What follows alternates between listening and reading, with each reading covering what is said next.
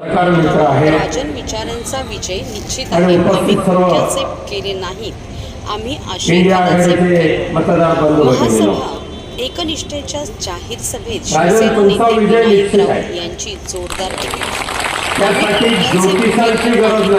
आशीर्वादाचे भुकेलेलो लिंबू काप्यांची गरज नाहीये, पाहिजे मतदारांचा कोंबडी काप्यांची गरज नाहीये. मातोश्रीचे लोकप्रतिनिधी मातोश्रीने प्राप्त करून दिलेले अनेक वर्ष एकत्रित काम केलेलो आहोत या ठाण्यामध्ये.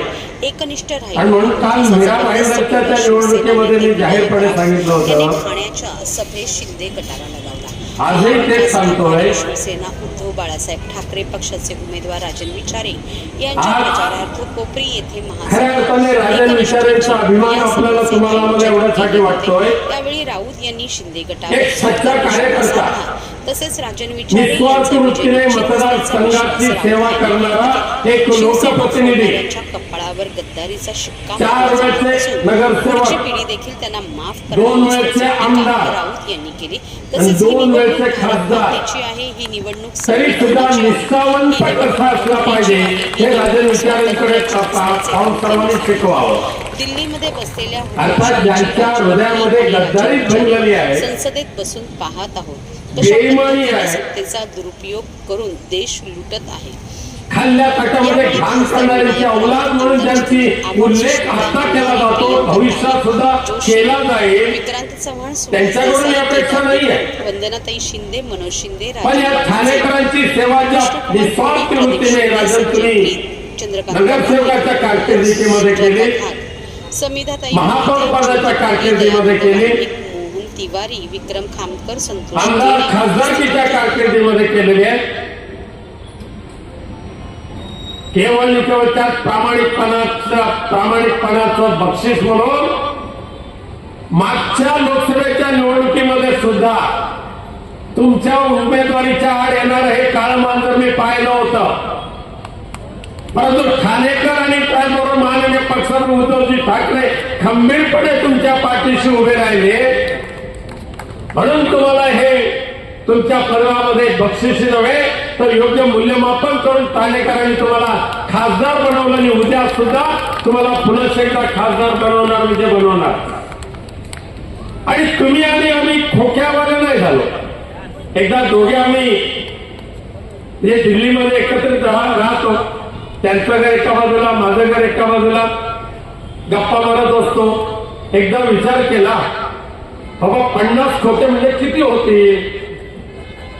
नंतर म्हटलं खासदारांचा 75 खोक्याचा भाव, ते किती होतील. मग त्यातल्या त्यात मी टेप घेतली, विचारलं बाबा 1 खोक्याचं हे किती मोजमाप. ते मला 18x18 इंच. मग त्यातल्या त्या घरामध्ये होत असलेली ती काय रद्दी थोडी थोडी रचायला सुरुवात केली. अरे बाबा एवढे 75 खोके म्हणजे 5 पिढ्या बसून खाल्लं तरी पूर्ण समजणार नाही एवढे पैसे. पण आम्ही दोघांनी म्हटलं की अशी बेईमानी करून 75 खोके ज्या खासदारांनी घेतले आणि त्यांच्या दुर्दैवाने पुन्हा कोरोना आला तर गेले, पैसे गेले आणि ते गेले.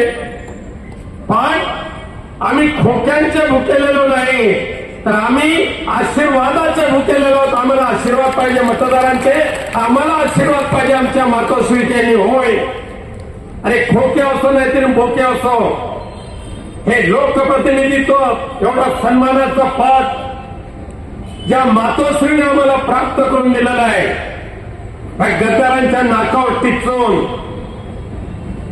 त्या मातोश्रीची एकनिष्ठ राहणं, त्यांच्याशी श्रद्धा ठेवणं आणि उद्धव साहेबांचे सच्चे शिलेदार म्हणून मिरवणं, यामध्ये आमचा मान सन्मान जो आहे ना त्या खोकेवाल्यांना नाही मिळणार बाबांनो. त्यांच्या कपाळावर गद्दाराची औलाद हा शिक्का मारला जाणार आहे. 20 मेला मतदान झालं, 4 जूनला मतमोजणी झाली. या सगळ्या गद्दारांच्या डोक्यावर गद्दारांची औलाद म्हणून ज्या वेळेला शिक्का मारला जाईल ना, अरे पुढची पिढी सुद्धा तुम्हाला उभं करणार नाही. एवढं घाणेरड्या पद्धतीने तुम्हाला जीवन जगावं लागेल. पण मला या सभेमध्ये